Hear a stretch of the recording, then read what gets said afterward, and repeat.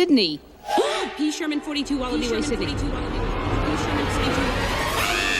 Welcome back, guys. Welcome back, everybody, to another episode of Up and Foiling, your favorite SailGP podcast. The next weekend of races, we are back in Sydney. Actually, SailGP is back in Sydney. We are not in Australia, unfortunately. SailGP, if you are listening to us, maybe 3 tickets. Let's be serious. We are back in Australia, which is like the hometown of SailGP. It's the location, Sydney, where the very first race of the first season of SailGP took place. So it's like the Silverstone of Formula One. Sydney also has the Opera House, the very famous Opera House. We all call it Opera Big House. We have the Sydney Bridge, very iconic. A natural harbour, of course, and sailing is so famous for sailing. The city also has a few nicknames. They call it the Emerald City, mainly for its picturesque landscapes with a lot of grass, a lot of water, a lot of beaches, and also, of course, they call it the Harbour City.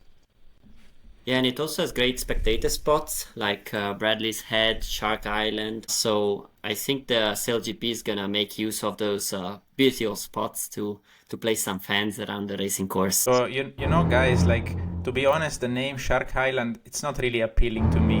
And also the idea of being on a boat close to Shark Island, I'm not sure. Maybe SailGP can wait to give us 3 tickets for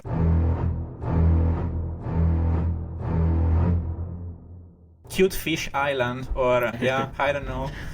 Why not? You can take a swim between the races, you know, when one race is finished, in between the races you take a swim, or you're not diving in, right?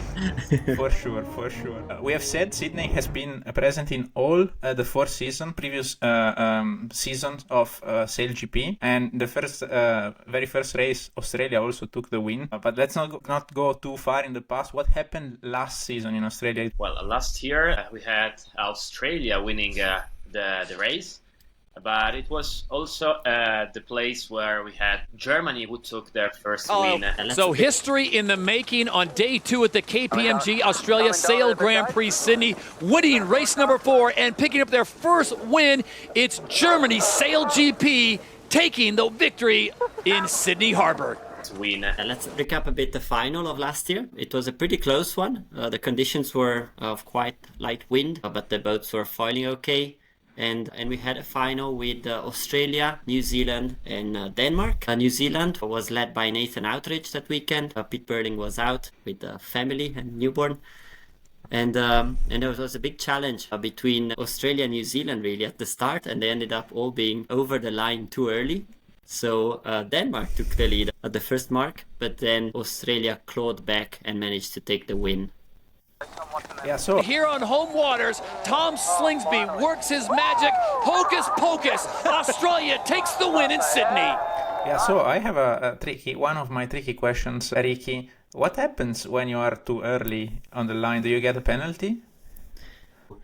Yeah, if you're out too early, yes, you get this penalty where you have to go last at the first mark. And there's also another occasion where you have a lot of boats coming towards you from below with the right of way. And if you barge in at the top of the line, something you cannot do, it's happened a couple of times, you're disqualified from the race. So it's one of those rare occasions where teams have been disqualified from a race because they barge in at the top, and that's something you absolutely can't do in SailGP.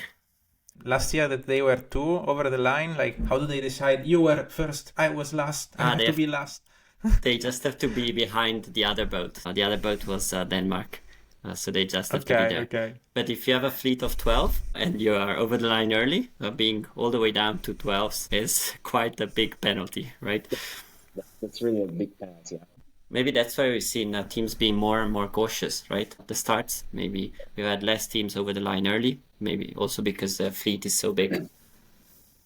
So, as we have said, this year, Australia, Sydney is back as a 3rd race of the season, but we already have a provisional championship standing, which sees Great Britain and New Zealand as first place with the same amount of points, 17, followed by Australia and Spain as well, with the same number of points, 16. So a very tight pack. Yeah, these teams have really showed off in the last events with good performances, and they've made quite some distance with respect to the rest of the pack.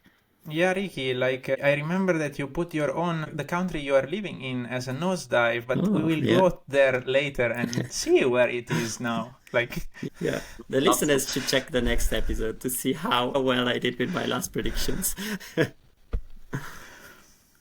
okay, guys, so getting a little bit more technical into what will happen during Saturday and Sunday, I'm a bit curious about how the track is laid out in Sydney. Yeah, the track is really close to Shark Island, as we were mentioning, and in comparison with last year and other years, it seems a little more away from the island than it was.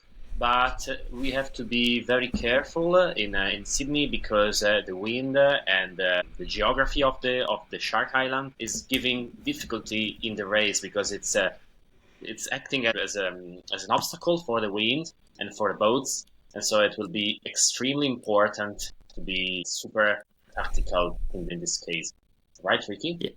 Yeah, tactics will play a great role, and especially if there is this northeastern classic wind of Sydney.